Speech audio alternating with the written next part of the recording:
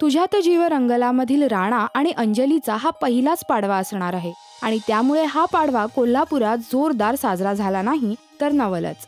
स्वतःचं राहतं घर सोडून राणाने अंजलीबाईंना घेऊन शेतातल्या घरात संसार सुरू केला. ते दोघं परत यावे ही सर्वांचीच इच्छा होती